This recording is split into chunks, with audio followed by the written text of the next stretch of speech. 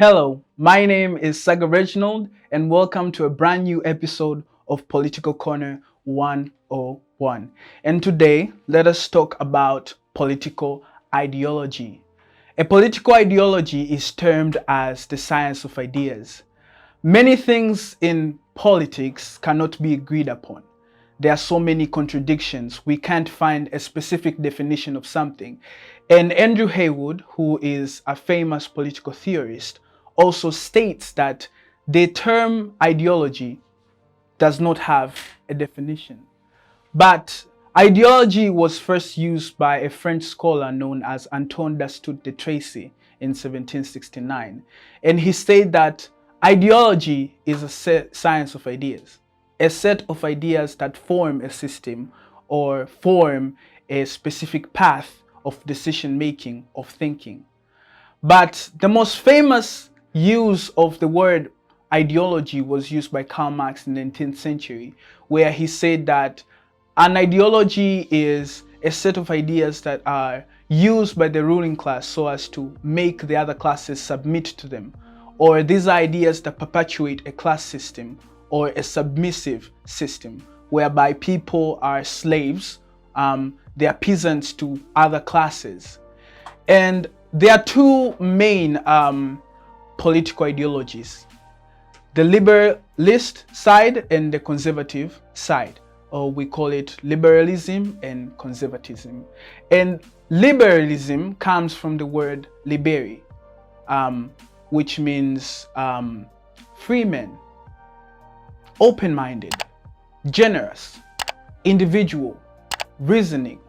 So liberals are those who believe in individual freedom, in reasoning, in consent, in human beings being left alone, being left to make their own decisions, not being tied down by the society or the rules that the society makes up.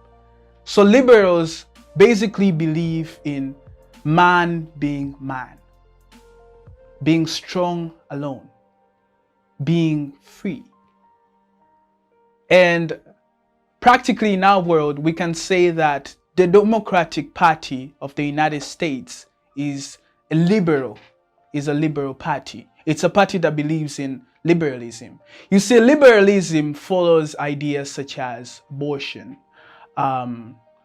divorces, and homosexuality, and people taking therapy. So they believe that a human being should be free to make their own choices. So a woman has a choice of getting an abortion because it's her body. And a man has the freedom of engaging in other sexual preferences that are outside the norms that the society is used to. And those are the liberals. So they believe that a person should have consent. They should consent to what the society wants to introduce. Same as the ideas of the social contract theory, of which in politics we say a social contract is an agreement that was brought upon by members of the society where they agreed that someone or something should rule them, because before that human beings lived in a state of lawless state. People did not have laws. There was no leadership. So they agreed that they should form government. And so what the liberalists believe is that people should consent to the society. They should consent to the morals and the standards that the society sets for them. And also they believe that people should think. People should be left to think. If you do not agree with something, then you should be left to think on your own, to make conclusions, to find consensus. They also believe in tolerance. They believe that people should be tolerant. You should be tolerant to the society. You shouldn't be so quick to judge. You shouldn't be so quick to make decisions that can hurt someone else. People should be tolerant. So liberalists are seen as the, what is it? I think I left my mind, but they're seen as the free part. And we can say that in our country, we can use Chama cha Demokrasia na Maendeleo as a very liberal party, because the ideas that they endorse, they are progressive ideas.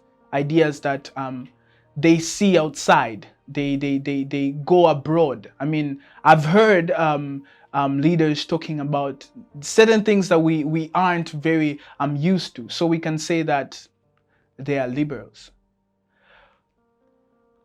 So when we talk about conservatism, which is the other part of political ideology, these are people who are fear change. They resist change. They love tradition. They like things to be the way they are, because they think that tradition is something that is certain, something that is grounded, something that is definite. You see, when you introduce something else, you have no idea whether it will bring progress or not.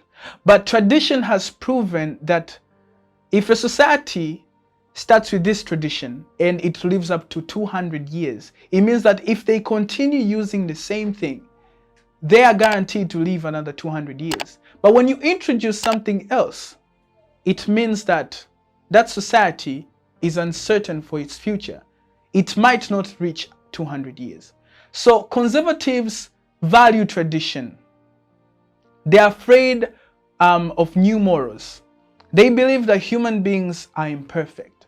Human beings have flaws. Human beings are deceptive. They are weak. They cannot think independently.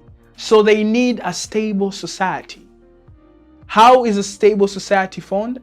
A stable society is formed through making use of tradition, making use of customs that have lived on. The conservatives believe that a human being should be in an hierarchical society, a society that has structure, a society that has authority, that there should be people at the top, there should be people at the middle, there should be people at the bottom, that they believe in social inequalities. They believe that people have to be in certain places for them to work progressively. And we can say that practically the Republican Party of the United States is a very conservative party, because they are against immigration, they are against abortion, and we can say that Chama Pinduzi is a mix, but most of it is a very conservative party, and it has been in power for a very long time, since 1977 when it was formed. And conservatives, they fight so hard to protect the traditions and the customs, and we can say that the Catholic Church is one of the most conservative churches in the world, because it hasn't changed the systems and the things that have existed since the establishment. We have men as priests, we have nuns as part of the church, but they cannot head or lead the church. And so we have a few questions that we have to ask ourselves. Does liberalism promote development, or does conservatism promote development? We see that great nations have liberalism, and we have other nations that have conservatism and they're prospering. China, for example, is a country that is ruled by communism, and communism has ideas that are coined from conservatism.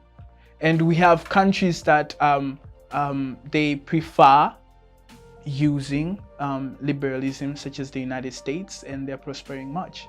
So what do you think you represent? Do you think you're a liberal, or do you think you're a conservative, or do you think you're both? Because there are people who are liberal in certain ideas, such as abortion, but are conservatives when it comes to certain other ideas, such as homosexuality. So what are you? That is all.